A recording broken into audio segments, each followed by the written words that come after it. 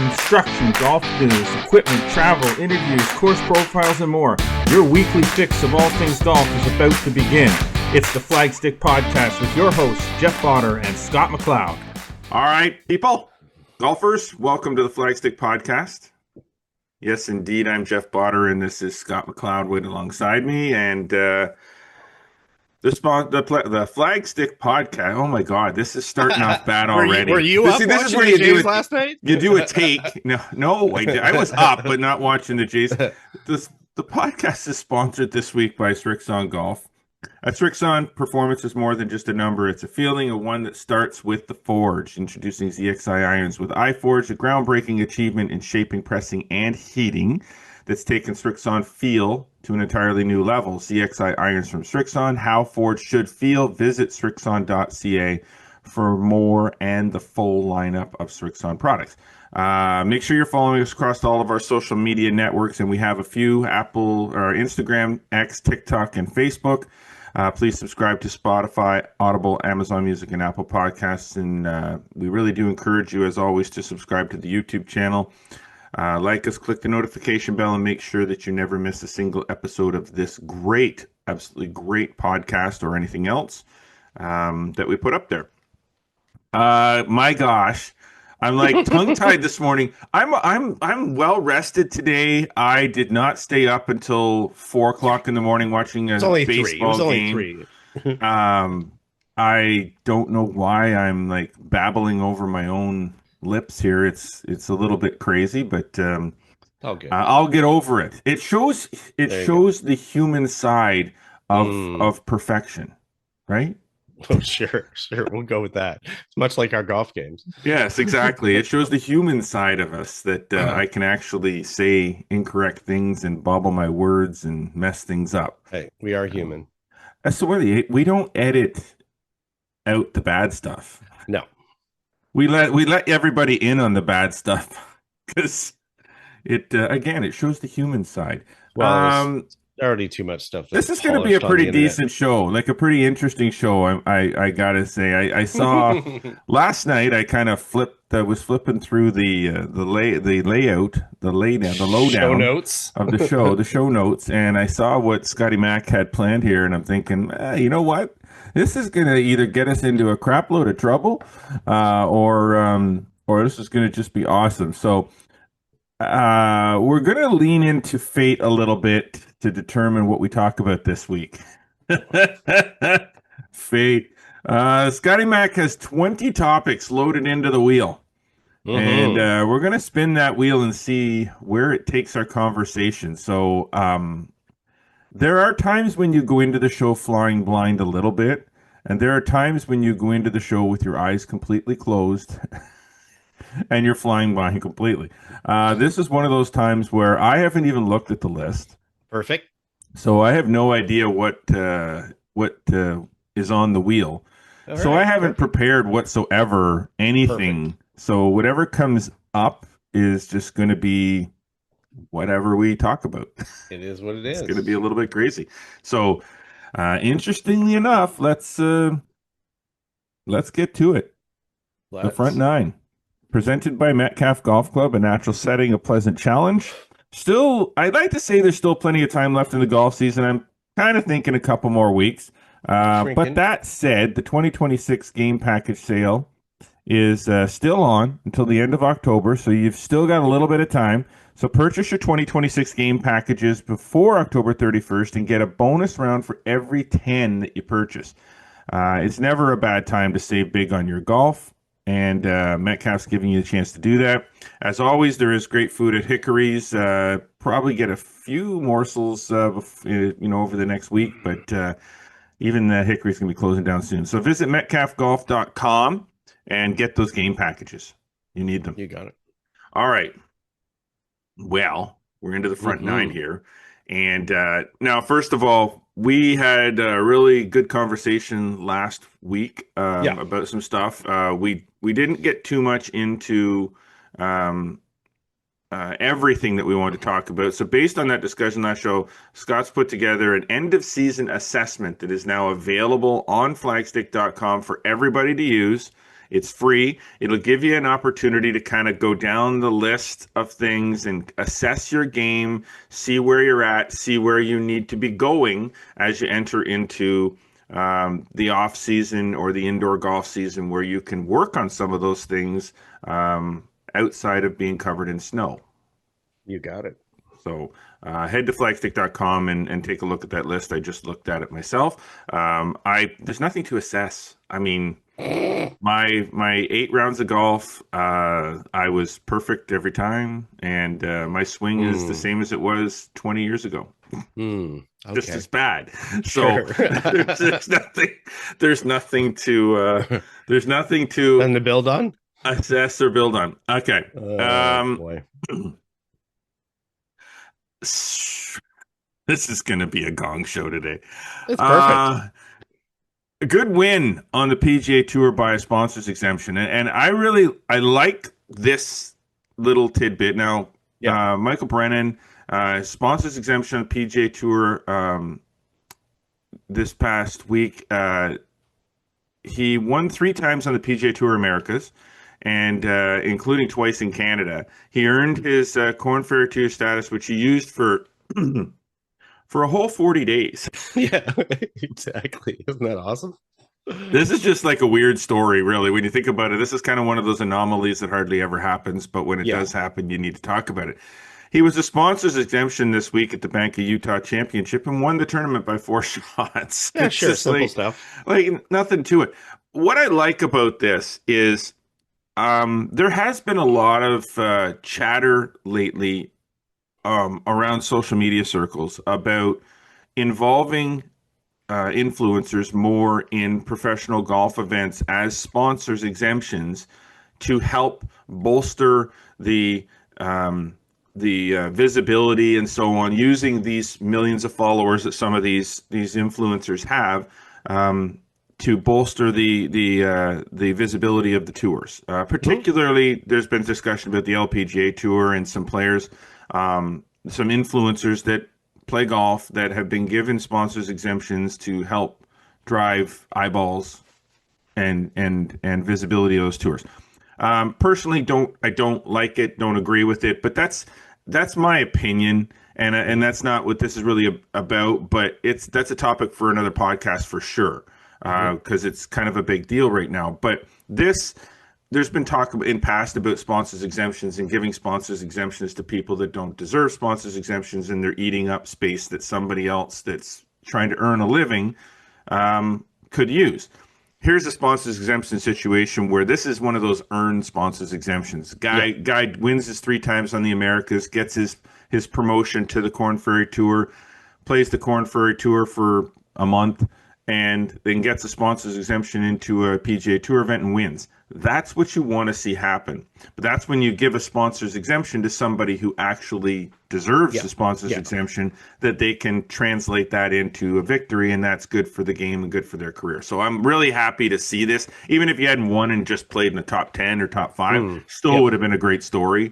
But a victory changes all of that. Yeah, it does. So, and for Michael Brennan, just kicking off a career, young guy, still in his early 20s, just kills it off the tee. And everybody knew this year in the PGA Tour Americas that this guy was a stud. I mean, obviously you could see it, and got the Battlefield promotion. For him to do it, I think it also shows the level of the players within the system. And we know now that obviously, you got to get within the top 100 to retain your card on the PGA Tour. It's hard. I mean, so, you've got a lot of players that are capable of winning and playing on that tour. It's just a matter of having spots available. So just a reminder for people, if you do have an opportunity to get out to a Corn Ferry Tour event or PGA Tour Americas event or whatever, you're seeing pretty good talent. So these are just not nobodies. So, and you know what? There's probably going to be a million people say, "Oh yeah, I saw Michael Brennan play on the tour this year," and weren't there. So. Well, yeah, I mean that's the thing. It is a really difficult grind to get there. I mean, you see, the thing is, what we see sometimes is we see some of these collegiate guys that come out of their college careers, and you see them on the tour right away, and you think that everybody that plays the PGA Tour gets there the easy way. And not saying that the collegiate guys get there the easy way, because they still No, have to earn it. sure. They're not just handed a PGA Tour card. Once they're No. given their opportunities, they have to make the most of their opportunities, win enough Yes. money to get their card. And a lot of the top collegiate guys can do that, where they can come out, get 4 or 5 sponsors exemptions, get some top tens, win enough Sure. money and that's Stay out great. there. But most of the people that are playing on the PGA Tour that weren't already there, they've had to earn their way up through the channels, through the Corn Ferry Tour. It might start with the Corn Ferry Tour and then they work their way up into the PGA Tour, or they start PGA Tour Americas and work their way. Like, this is equivalent essentially to somebody who gets drafted into the NHL, Yep. doesn't crack the lineup right away, goes down to the AHL, plays 3 or 4 seasons down the AHL until an opportunity comes available. They get the call up, and then they got to make the most of the call up. Yeah. And there's got to be a spot for them to play. I mean, this is a hard thing to do, to get to the PGA Tour. And then once you're there, yeah, the money's great. And if you play well, you're probably, if you're a top guy on the Corn Ferry Tour, you're probably, You're doing going okay. to do well on the PGA Tour. You're good enough to be there, but you're just missing that opportunity, or that, maybe your putting is just you're not dropping enough putts. But like, it's not easy, man. This is, No, but great win, and Yeah. good to see. And like you said, this is kind of what you want to see when you get the sponsors exemptions. It's the storybook, right? So Yeah. I mean, congratulations to Michael Brennan, and looking forward to Awesome. watching him more on the PGA Tour. Absolutely. And now, listen, my friend. Yes. As we know, because we talked last week, you were out in PEI, I was. visiting the fam. Visiting the fam, the mom's birthday. good. I hope she was very surprised by your Presence. your presence. Yes, she was. And I'm sure there was no shortage of great food partaken upon while you were there. We might have had a few nibbles here and there. If I didn't have hockey, I would have asked if you wanted a buddy to go with you, because I definitely would have gone on that drive. There's nothing I could do. I mean, I had so much hockey going on right now, but I would have went. It was good. If for no other reason, to say happy birthday to your mom, shake your dad's hand, and get some food in my belly. It was good. I mean, and saw lots of family members and stuff Sure too. you did. And as I said last week, got to see, a lot of our friends in the golf industry, and ended up seeing more because the weather improved a little bit after I was at Glasgow Hills. Okay. Decided to make my way back home and make a few stop-ins, and one of them was at Northumberland Links, a golf course that we loved and visited in 2001 on a road trip. And yeah, you know what? Driving down that Gulf Shore Road, it was like flashback memories of doing that road trip. But knowing what was at the other end of it was even better, and knowing as well a few different things. One, hospitality, fantastic. Heather Cameron, who was there when we were there, the director of golf, is still there. Oh my gosh, that's awesome. Showed it to Heather. Not surprised by that. She has some retirement plans in there coming, but still there. John Mills, who's the superintendent, general manager, fantastic.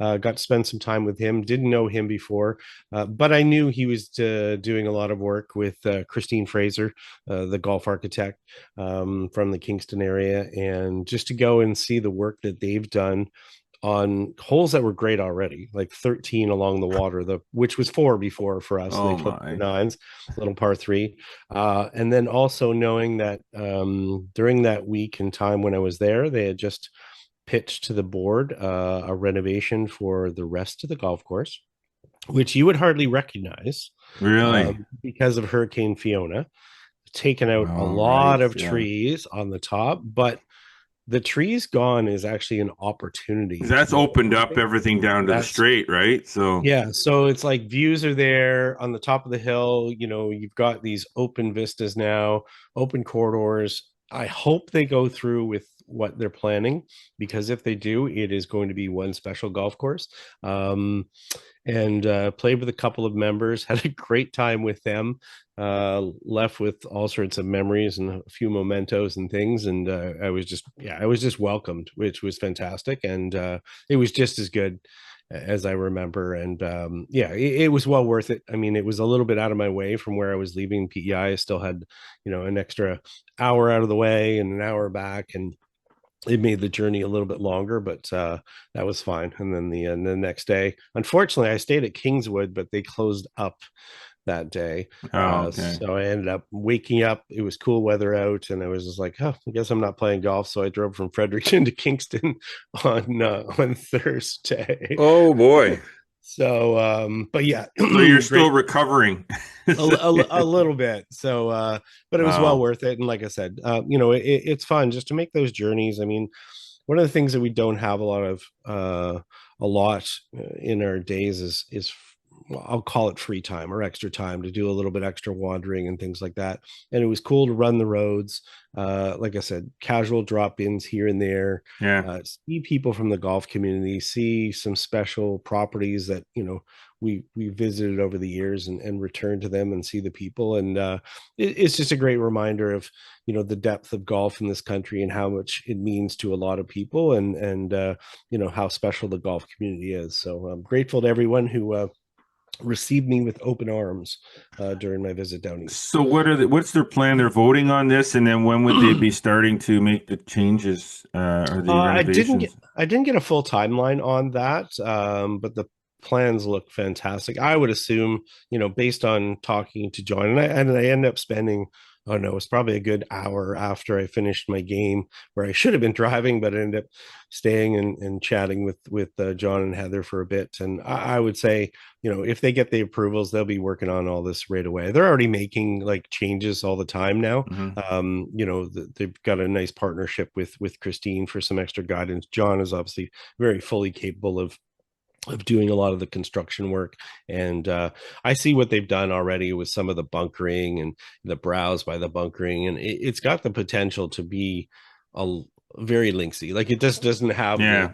the trees that you had before, and the trees that are there are great as far as how they frame the golf holes. So it definitely looks different. And I had a couple of times to kind of had to look and remember the holes. I remembered a bunch of the holes, which was cool, Yeah. but it was like seeing them without the tree lines and stuff was totally different. But it also, like I said, it sort of got me excited, because I was like, wow, okay, this is a whole different Yeah. vision and a whole different thing that you can do with the golf course. And even some of the surrounds that they're doing now, they've got a lot of these open surrounds with chipping areas low in the front. You can putt from way far out. They've created some areas where the fairways go over top of where some of the streams were, so people can play along the ground a little bit more. And the greens were just as fast as ever. I mean, they were just, you remember what they were like, and Mhm. Yeah. how good they were. Yeah. And these were equally so. They were something else. So yeah, so it's fun to see, and nice to see a property like that develop, which it's a golf course that doesn't have a lot of members. It's in near Pugwash, Nova Scotia. Yeah.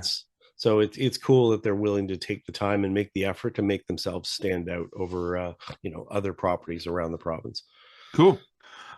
All All right. right. Well, I know we want to get to our spin the wheel, Yes, but sir. we're going to have to take a quick break, and we'll kick that off in the back nine. So we'll take a break here. When we come back, Scotty Mac and I are going to spin the wheel and see what we end up talking about in the back nine of the Flagstick podcast. So don't go away. We will be right back. How do you forge pure? With more pressure, more precision, more focus, more control. ZXI irons, pure forged, pure Srixon. Well, we're back on the Flagstick podcast with Jeff Potter and Scott McLeod, and we are going to do some spinning of the wheel on the back nine. So I'm scared. Let's get to the back nine then, so we can spin the wheel. Back nine presented this week by Falcon Ridge Golf Club. 27 holes of challenging golf at great rates. Falcon Ridge Golf Club is a golfing experience you should not miss. Don't forget, they have built the first TrackMan range facility in Eastern Ontario. TrackMan Range is all about exciting, easy-to-use features that provide the ultimate range experience for every golfer at every level. That's practice games and virtual golf. To book your tee times or to book one of the TrackMan Range bays, visit falconridgegolf.ca. And remember, there's only a couple weeks probably left in the season here, maybe a few weeks, and Falcon Ridge will be opening up the Sims for indoor use very soon. They're open now. Yep. Now. So there you go. They're open now. Yep. So now you can book your indoor golf because it is at times a little chilly out there. So yeah, it's all over the place. So make sure you call the golf course in advance. Yeah. I just saw lots of frost delays. Yeah, I saw a couple up in the valley where they're like, "Hey, we're staying open a little bit later." A lot of clubs obviously have chosen to, as you mentioned before, close down to be able to prepare the golf course, and others are staying open until the snow flies. So yeah, exactly. So call in advance. Yes, plan for that. Okay. Are you ready? It's like the Wheel of Fortune thing going on here. Okay, or the Wheel of Misfortune. We're going to be spinning the wheel. Yeah. See where this takes us. All yeah, right. I'm curious. Okay, I still haven't looked at the topic, so don't. So Scott's spinning the wheel over there. Because I haven't looked at them too deeply here or whatever. And yeah, as you explained, we're just going to spin a wheel. I got 20 topics loaded. We'll see kind of where it takes us.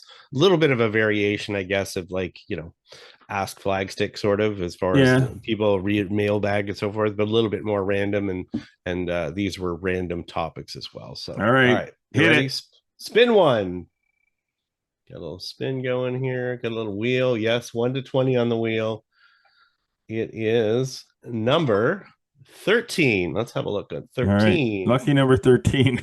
13. The importance. Not a good way to start. No, not really. You're picking number 13. The importance of the halfway house. Are course halfway houses, snack shacks, an essential part of the experience, or a pace of play hazard? And again, we can talk as much or as little about this topic as possible. Thoughts? I will tell you this. Okay, so interestingly enough, I recently had a conversation about this very topic with respect to halfway houses. I'm not lying to you. Not whether they're whether they're a pace of play hazard or not. Sure. Which I would never really I would say they are no more a pace of play hazard than the beverage cart. Sure. Really, in fact, the beverage cart is probably more of a pace of play hazard if you're going to go down that road, because the beverage cart can stop at any time in the middle of a hole. The beverage cart will potentially interrupt a round in the middle of a hole. Yeah, and exactly. That's where I think, again, we're talking about opinions, so golf course operators, managers, you can be mad at me if you want, but I don't think beverage carts should be interrupting a round of golf on the hole. It should be between the next tee and the hole they just played. That too. Yeah. Now, that said, the discussion that was had was, where should the halfway hut be? And should it be a halfway hut, or should it be positioned in such a way that it can be hit by more holes than just off the ninth? I'll take the latter for and I would too. 100, Jeff. Okay, so of all the golf courses that I've ever played, the best halfway, or the best mid-round of golf halfway hut, and there may be others that I'm just not recalling, the best mid-round halfway hut that I've played at is Eagle Creek. Yes, it's one of the best positioned halfway huts. Because why? You can get something after three holes. 13, 6, Why do you want your halfway hut to happen after 9 holes? You don't. No, you want your halfway. If you're truly trying to, I'm not needing anything. Revenue. Then you want to hit that halfway hut more than once. Potentially. And if you have a golf course, I'll use Eagle Creek as an example because of how many times you cross by the halfway hut, then there's no need to have a beverage cart on the course. Correct. Yes. Because you're hitting enough times, then you don't have to worry about disrupting golfers in the middle of a hole, or with the beverage cart going around, and you're crossing 4 or 5 times. That's outstanding. No, my opinion, you do not. Halfway hut should not be after 9. It should be positioned in such a way that you can hit it more than once in a round of golf if you possibly can. I think Rito Views They're central, sort of is same thing. central Yeah. as well, if I remember correctly, because you can get it after 11 Yeah. or is 10, 11 after 15. 12. Yeah. Yeah. After you finish playing 12, you can pop over. Yep. Then you go, if you don't get it there, you can get it after before you play the 15th or before Correct. you play the Something like before that, you play the 15th. But it's on the back side of the course. Yeah. Not on the front. So Cataraqui down in Kingston made this change a few years ago. Theirs used to be on the 10th tee, and then they moved it out to the natural crossover on the golf course. So you can access it after the 11th. You can access it after the 4th. You can access it after the 15th. You can access it just before the 12th tee box, before the 5th. Like it's centrally located. Now, so which is good because it's good from a business sense. It's good for, as you said, it's good because you don't have to have the beverage cart out there disturbing people. That said, just remember, if there's that many people coming in from one spot or the other, your facility might have to expand its staffing to be able to handle more volume at that. Don't leave one single person out there on a busy day when people are coming at them from 4 different directions. And Cataraqui does that. They actually have staff inside, then they have someone out doing cooking and so forth. So they have a couple that's there. My only concern, I guess, as far as if it's a pace of play hazard, would be the places that have extensive menus. And I have been to one that has a full out barbecue shack but it is at an appropriate facility where there are long spaces between groups. That's the only way you can do it. That's a different animal. If this was done at a public facility where people are spending a long time there, that's not what you want. Hot dogs on the rollers, sandwiches in the cooler. Yeah, unless you've trained the people or made them aware that if they are going to take time there, to let the group behind them through. Yeah, no, I agree with that. Yeah. So the last thing I'll say on this topic, because obviously we want to get through more, is that's fine. If you're a golf course operator, you might want to think about this. If you don't have a halfway shack positioned out on the golf course in such a way that it's a permanent shack, think about this and invest in a really, really good beverage cart that can hold enough food and is a good one, not a cheap one.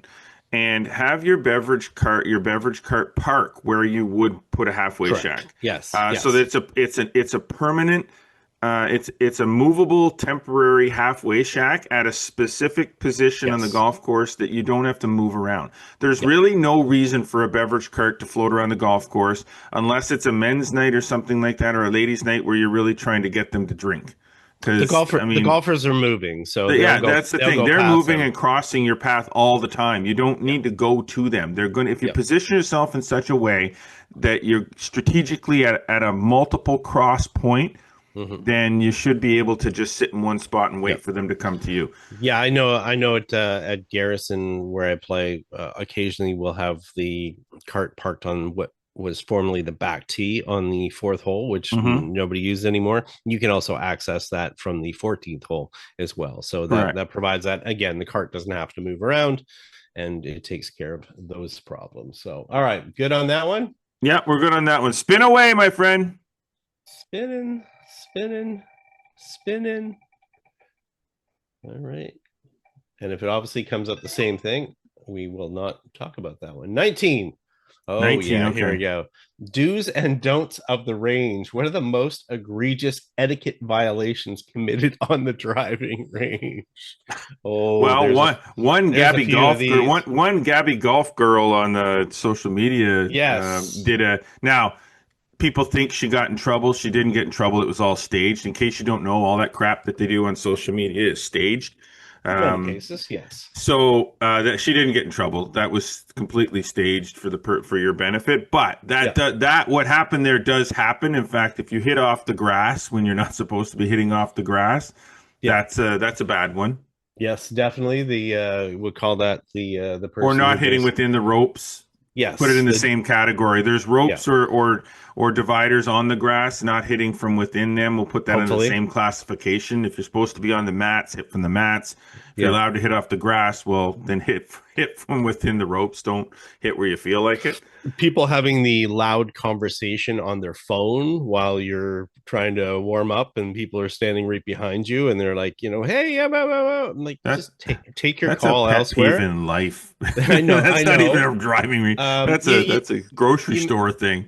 You mentioned as far as the position of the people or whatever, the space invader, as I'll call it. The Oh my gosh, who yes. gets up too close to you. And you're doing like the chicken, the raptor arm backswing because you're afraid of doing the extension, hitting somebody. Yeah. You got to be aware of your surroundings, your environment. I think I mentioned this one before, but when I'll be out in the range at Smugglers and if I'm teaching and I'm up on the left side of the range and all of a sudden see a lefty park up like right next to me, like close, and literally we're ahead of them slightly. And I'll be like, sorry. Like, you have to be aware of your environment and the fact that, accidents do happen. So you've got to give enough space. And I mean, that's one of the first things on the driving range when you're doing like group sessions or anything like that, having enough space so people are not going to hit into people. And it's about people being comfortable as well. Like, you don't know what the level of the golfer is that's on the range that's with you. So, they might need a little bit more space. They might be intimidated by, people being around them. The calls. I was trying to think of one right away. Have you ever had anybody steal your golf balls? So I've never actually noticed it happen. I know that it does, but I've never actually caught somebody doing it. So some driving ranges, because of the way their facility works, their golf balls are sort of included. They're kind of on the range, right? So you're not actually, buying your individual balls. It's basically the balls are out there on the range and you go hit your balls. But some people would automatically assume maybe that's happens everywhere. And I've literally had one where I've had the balls all laid out in a bucket going to hit them, and then the person who's a lefty, like facing me or whatever, just reaches over and starts grabbing, scooping a bunch of the balls or whatever. That's bold. Adam was like looking at him going, those are my range balls. So they're like, oh no, I thought they were just like all out here or whatever, and I could just grab what I wanted or whatever. So somewhat honest mistake, I suppose, or somewhat convenient justification. The other one is the bucket lever.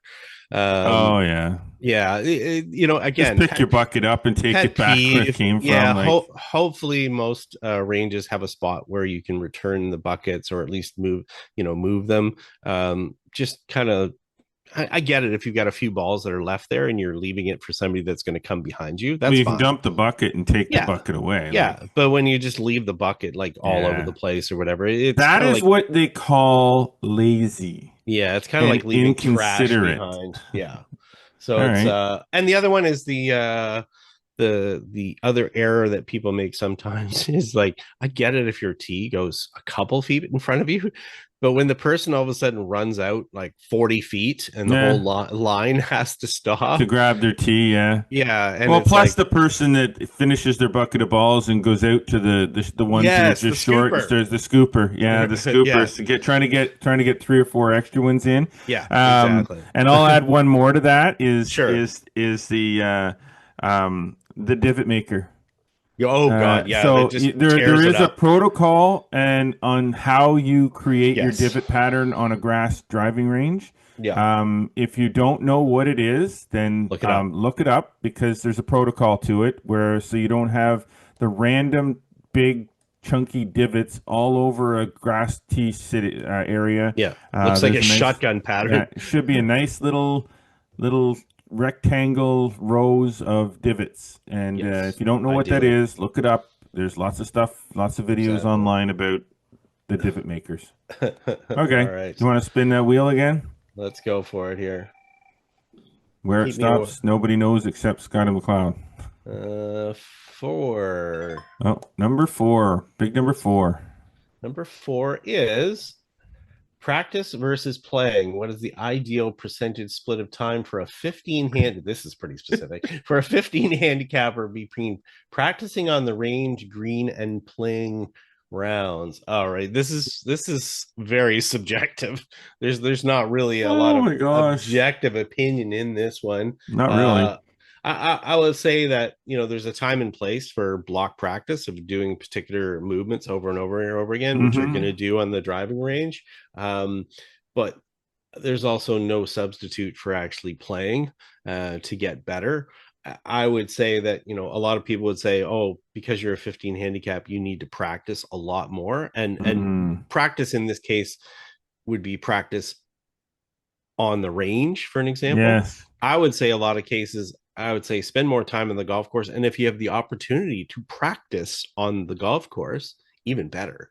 So I can't lay a percentage on this, but No. I would say they need to be playing a fair bit, and they need to be taking any skill that they are learning on the range or practice greens or so forth with a coach to the golf course. So I would say this: if you are a 15 handicap, then that means that you're kind of in that we'll call it high to low 90s golfer, maybe. Probably, yeah. Maybe the mid 80s from time to time, high 80s to low 90s or mid 80s golfer. You need to look at what part of your game needs the most amount of work. In other words, if you can't get off the tee, then that's your big problem. When you go on the golf course, you're slicing it or hooking it into the bush or topping it or chunking it or popping it up. Then if you have the opportunity to practice, then I would be taking a lesson with somebody, finding out what it is that you're doing wrong that's causing the problems, and then spend some time on the driving range working on that problem. Not focusing on this big, huge, long practice session. Or just that would be beating balls. Yeah. That would be, and you'll find that I equate a lot of stuff to hockey because I am a hockey skills coach. If you can't skate, but you can shoot the puck like nothing, then you probably should spend a little bit of time with a skating instructor figuring out why you can't skate, and then going to public skating and working on your skating rather than just going and playing pickup hockey all the time. Exactly. Because you're never going to become a better skater if you don't know what you're doing wrong in the first place. And you're never going to be able to fix that if you're just going out and playing hockey all the time because you're playing, you're not practicing. So otherwise, if your game is kind of 15 handicap mediocre, you're nothing major wrong, just a lot of little mistakes, then I would say go play. And then spend some time on the short game. Yeah. And like I said, if you get some opportunity to go out on the golf course and actually try to, I love doing that. Like I do that over at Metcalf. Don't worry about your score. Just practice and try shots and try to change your technique out on the course. Yeah, I go over there and play 3 or 4 holes, and I'll do like a 3-4, play 1 2 3 2 3 2 3 2 3 2 3, and then go in and play 9. And I'm just hitting 4 or 5 balls, working on shots, hitting it low, hitting it high. Nobody's around, so I'm just doing that. And I'm a member, so it's okay. Just whatever. Which I like that, because too many people, I think, when they play on the golf course, they think automatically they have to have the scorecard out. Yeah, no, put the scorecard which away. Is not really the case. That thing is a bother. It can be for sure. So, Spin it. We'll see how many we can get in here. Spin. We got about 13 minutes. So spin. Number 17. So far, so good. Having fun with this. Spin. The end of the blade putter, ? Will advancements in high MOI, moment of inertia, mallet putters eventually render the classic blade putter obsolete, even among professionals? So I'm going to have an opinion about this. The first thing I'm going to say, and Scott will handle the technical side of what was just asked. Here's what I'm hearing in that question. Blah, blah, blah, blah, blah, blah, blah, blah, blah, blah, blah, blah. Use whatever frickin' putter you think works for you. Okay? That's my answer. It doesn't matter whether it's a blade or it's made of wood. If you can putt with it and you like it, then use it. Okay, Scott, take it away, Techo boy. I'm not going to be that far off of what you're actually saying as well. You just won't use the blah, blah, blahs? Yeah, mallets have definitely become a trend, and it's just that, for a trend, just as much as people are using or looking to do things like zero torque putters right now. It is a trend more than anything. Every person likely needs something different, and I think that's an important thing to remember. There was a great Proving Grounds podcast from Ping a couple weeks ago on a Friday, I believe. Yeah, they're Friday, then they come out. talking about the differences in all the different putters and why different designs are better for people based on different things like feel and the feedback they need or whatever. I don't think there's an end to the blade putter. I'm of the same mind. Yes, you can go into technicalities to find something that fits you properly, but that doesn't necessarily mean it's going to be one particular thing. So yeah, there's no death as far as the blade putter. Players that like to twist the shaft and like a lot of feel, like a lot of feedback from the club head, they're going to actually like that toe down type design. They're going to actually use that to line up the face and to feel where they can get the face. So Yeah. it's going to be different for every single person. The thing is, I'll say is this: when it comes to putters, I mean, technology and with irons and woods, I get it. If you're not going to use this 1960s blades, the 2025 irons are better in every aspect, from forgiveness to consistency and metal materials, all that kind of stuff. When it comes to putters, yes, there's a technology thing to it. But at the end of the day, if you take 5 putters into an indoor or out to a putting green, and you take those 5 putters and you hit multiple putts with all 5 putters, and you find the one of those 5 putters that really you like the look of it when you set it down, you like the feel that it has when the ball comes off of it, you stroke it well, it's like, that's the putter I like. It feels great. Then it doesn't matter if that's a $400 putter or a $30 putter. If that's the one that you think feels great when you putt with it and you like it, then use that putter. Don't think that there's a reason why you have to spend $400 on a putter just because it's a better putter. It's a better putter if you make more putts with it. I mean, I guarantee that if some PGA Tour player could make more putts with a $20 putter than he makes with a $500 putter, he's going to use the $20 putter. Think about it like that. It's his livelihood. Do you think he cares? No. So use the putter that's right for you. If it's an expensive one, great. If it's not, go for it. You got it. Spin the wheel. Spin it. Spinning. I love all these online spinners. Hopefully it's not something that's the same. Oh, I think we already had that one. Yep, we already had that one. 19. Okay. So we'll do that again. We got the double spinners. Double spinner. Spin. All right, go back to this. Coffee's getting cold. Golf, number 14. Golf cart etiquette. What is the single most annoying thing people do with a golf cart, and how should it be enforced? Oh, single most. Oh, God. I don't know if it's golf course etiquette or not. Driving wherever they feel like, I suppose, is probably the biggest one. Is if it's a 90-degree rule and they drive scattered, if it's driving it too close to the green, too close to a bunker, too close to a hazard, too close to me. Yeah, that's probably the biggest one, is follow the cart rule, where the cart's supposed to be.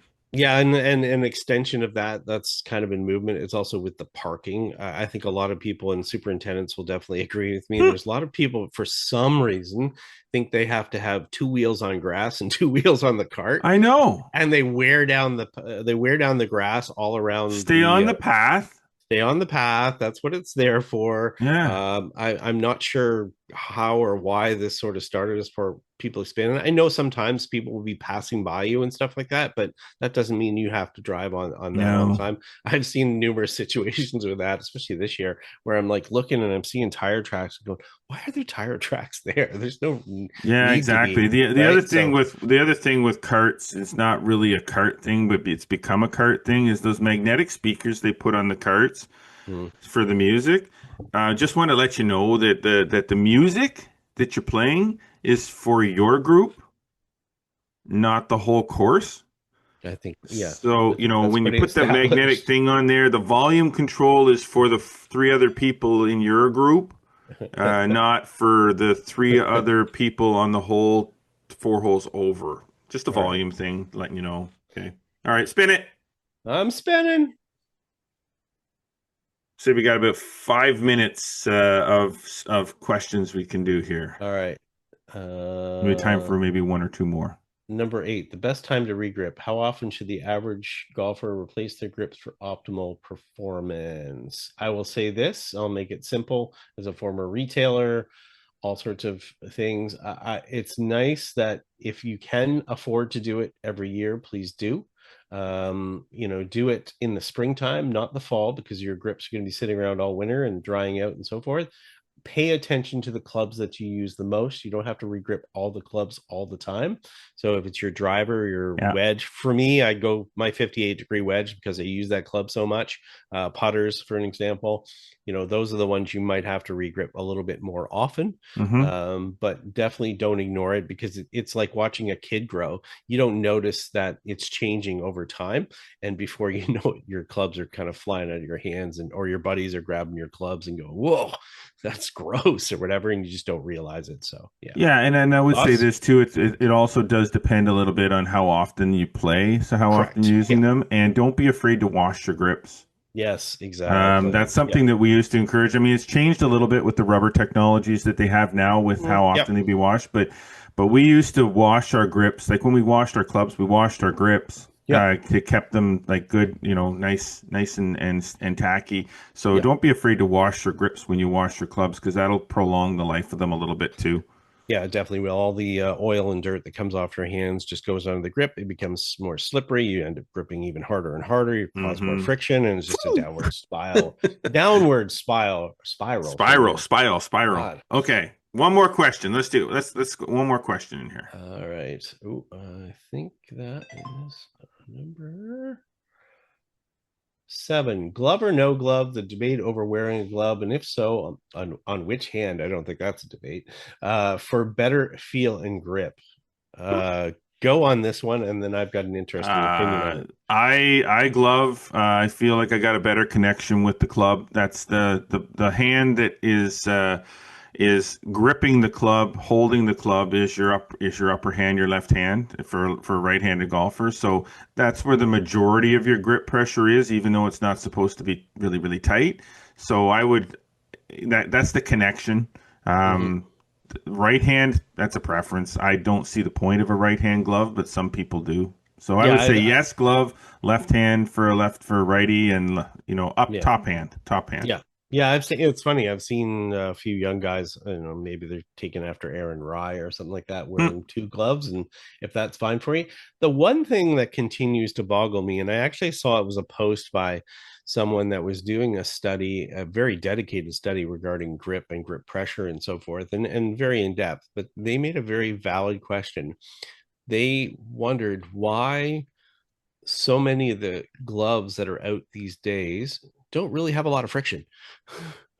So think about that. The glove is obviously on there. It does provide some sort of friction, some protection for the hand, as far as maybe blisters or stuff like that, but they don't tend to have a lot of friction. So interesting. So anyways, yes, glove for me. I'm of the opinion, as far as a glove, for most players, hands get sweaty, so forth. At least it gives you a consistent surface, to use all the time. So, all right. That's it. Time for one more. No, because if we do one more, it could be a long one, it could be a short one. So let's. I think we've got enough topics left that we could reduce the number of topics on the wheel, or add some more and do this again. I like it. I like this. This was a lot of fun to do the spin the wheel. I thought that was a ton of fun. I think we can answer a lot of questions.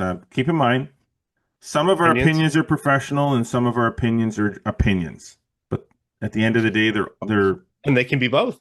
They could be, yeah, exactly. At the end of the day, there are opinions, and you take one from it with what you will. You got it. All right, awesome podcast, awesome show, Mr. McLeod. Thank you. Good to be back. But it is good to have you back too. So let us go now.